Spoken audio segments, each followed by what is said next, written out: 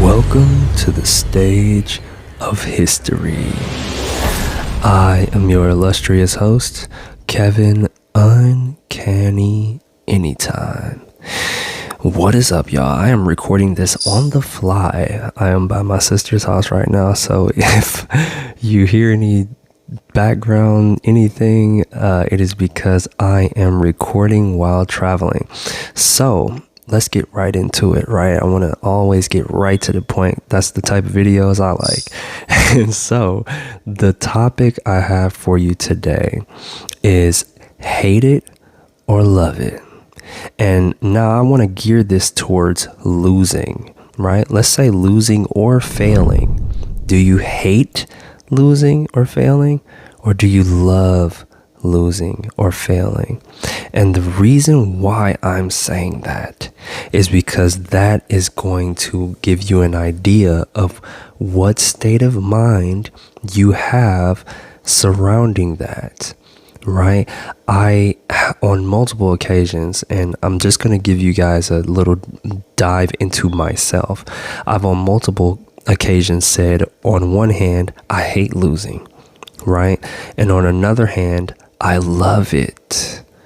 And that is the truth. Both are very, very, very true. Now, let's look at the different ways that I apply this mentally, though, in my mind. I hate losing, for one, simply because the idea that I haven't put in enough practice, I haven't put in enough work, or that there's an area of opportunity that I didn't know of makes me not like the process of losing, right? That's when I'm like, man, dude, I can't stand losing. I can't just come to terms with not being fully prepared at times, right? That makes me very frustrated. So when I lose, I'm like, man, that is not a good feeling. But again, that comes from lack of preparation, lack of practice, and lack of skill building that I know I haven't done, right? That's when I hate losing. Now, I love losing. I love losing when I give it my all and I have fully prepared the best way possible, and then I lose. Now, that may seem backwards, guys. You might be like, wait, that doesn't make any sense. Well, here's why it does. It's because when I give it everything I have, and I've been very much preparing, practicing, skill building, and everything like that, that shows me that there's more that I can give. Whenever I go into a realm, say for basketball, for instance, and someone gets the best of me, I don't see that as an insurmountable or impossible task. I see it as a challenge to practice harder, to build better skills, or to build a better way of operating in the moment, right? And so that is very, very key to understand, because sometimes I've observed individuals when they've lost or when they've quote unquote failed, they take it into, especially if they gave it their all, they did everything they did, they go into a demoralized state, and that actually should excite you. And that's part of me, my personal skill set of loving to be challenged. Loving to be challenged. Now, again, that's a fine line too, loving to be challenged. I don't want to be challenged and then not be prepared, right? No, I love to be challenged when I do feel very prepared, very practiced and skilled. That's when I like to test to see where I am, because the battle of the mind on the court at that point in time is going to show me new ways I can practice. It's going to show me new ways I can build skills, or I might identify new skills through what I couldn't prevent the reason why I was losing factually, right? Whether it was a fadeaway back down move or a crossover dribble that I didn't know that I want to now learn. These are the ways that you really should look at your life as far as losing and hating it and losing and loving it. Because now, as of late, I can tell you I've loved to lose. I've loved it. I've loved every moment of it because it always shows me, hey, Kev, you can do more practice. You need to build more stamina. And that puts me in a realm of seeing how far I can go. Now, that's a personal thing. I always want to test the limits of myself physically, mentally, and spiritually. So I really go into risky realms and very difficulties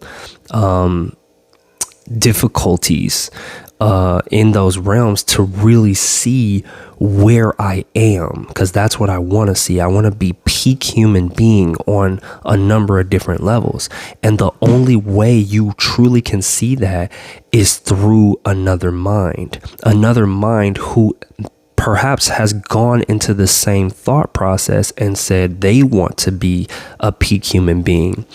Now, when I used to play video games, there's a programmable system that you can have, and that may seem insurmountable, and some of y'all might relate to this, but you might be fighting or playing against a very difficult setting that somebody has programmed, but that still has a particular algorithm that you can figure out if you really take the time to just sit there and figure out how the programming is.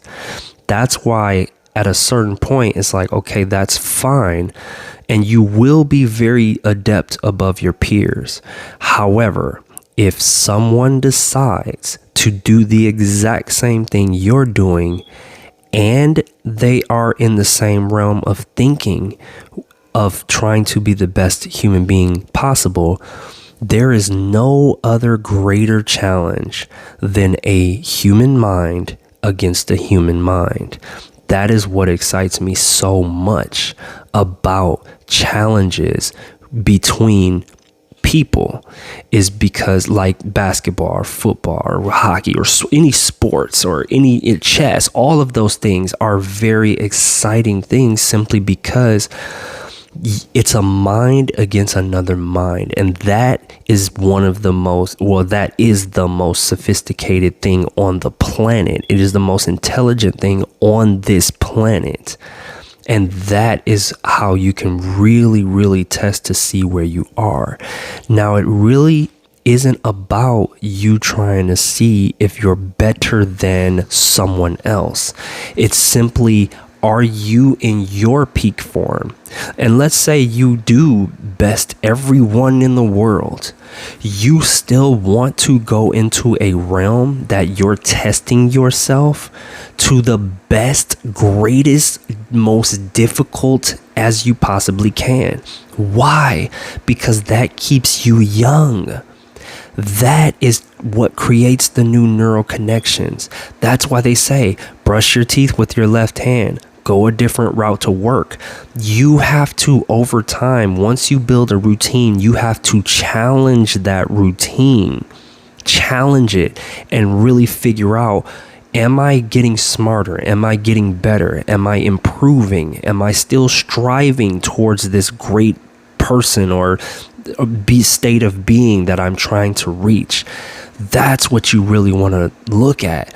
And so that will make you love losing, because if you walk around and you just best everyone and everything that you do, trust me, it is going to get old at a particular time frame.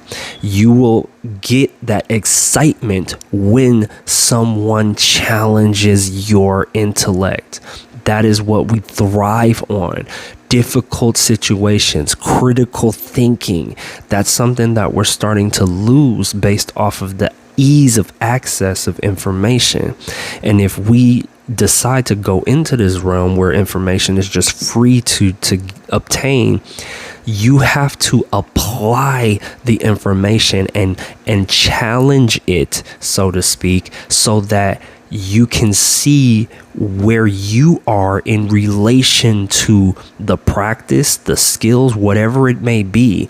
You want to figure out, okay, how adept am I at this particular thing or this information that I've learned.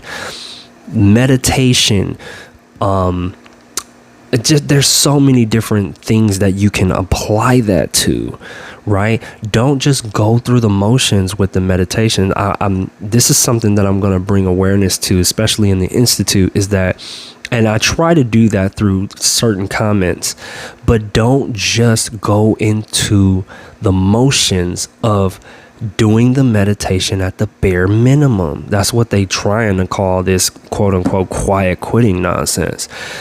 It's not that people are doing that on purpose. It's simply because that's the level of performance that they're comfortable with doing. And if the job says that they're comfortable with that, then that's what it's going to be. Most people do not want to challenge themselves on every aspect of their life. Why? Because it's difficult and it's exhausting. But what that will do is that will stretch you out and build mental stamina to where you will really, really see where you're at when you get through challenging situations, and you'll be happy that you did those practices. But again, even in meditation, if I say meditate for 5 minutes, it is up to you to mold that practice into something that makes it more challenging for you. Now, you do want to get adjusted to the original program. You do want to make sure, okay, I'm really adept at this. This is getting boring. That's when you dive deep into it and really see, okay, how can I make this more difficult for myself? And again, people will ask, why would you do that? Simply because your brain will get into a stasis. It will just be there and it won't really be used to its full potential. It loves being challenged. It loves difficulty. It loves critical thinking. So if we switch this up and we really dissect, losing or failing, you should more often than not fall in love with that, because it's going to give you new ways of thinking. It's going to show you new areas of opportunity, and that will help you to really, really progress and skyrocket your growth, because the more you challenge yourself, the more you will get better at whatever you're doing. And again, I encourage people to not quiet quit, whatever that is. I get it, but yes, are you doing more than you should at your job and not getting paid for it? Sure. But if you think about it from just a monetary perspective, then that is what it is going to be, just a monetary thing. However, if you, again, as I've said this quote before, if you look at the job and say, what am I becoming here? That's going to change your entire perspective. And then now the skills that they throw at you, even if you don't plan on being there an extended period of time, if you decide, I'm going to see how much I can do in this particular time frame, how challenging I can create this, or how much more I can get done, it's going to skyrocket your growth. You're going to grow no matter what. They're going to come to you at a certain point if you're doing that, even if you don't want to get promoted. If you want to stay in the same position, they're going to come for you and say, look, you need to go to this next stage. And that is part of this whole entire idea of this quantum field of energy. Understanding that is a subatomic underlier of life, challenging yourself in different aspects. Yes, if you work hard on your job, you will make a living. And if you do challenge yourself at your job, you might take over the company. Just saying. Now, if you work hard on yourself, you can absolutely make a fortune. also challenging yourself will help you to grow exponentially. Okay, so really think about those things, y'all. Really think about the things that I mentioned to you today, because it's incredibly important. I get it. Sometimes it's like, this job doesn't deserve me. They don't deserve my extra energy, but just apply it to yourself. It's you. They're paying you now to learn and grow. And when you look at it like that, you're actually getting paid way more than you already thought in your mind that you are. Because if you're getting paid to learn, if you're getting paid to get more skills, I mean, a lot of people, they pay to go to school.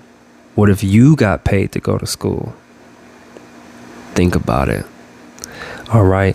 The Mindset Matters Institute, guys, is the open enrollment is next week. So again, continue to look out for that, because it is incredibly important to tap into yourself. And I help you to find the legendary you by the practices. We also have live meditations every Wednesday. Okay, and we have hangout meetup calls on every Saturday, and you get personal access to me. And if you think that's valuable, then jump in. But other than that, y'all always remember that mindset matters more than anything else. Okay, focus on the good, and I'll see you guys next time. Anytime.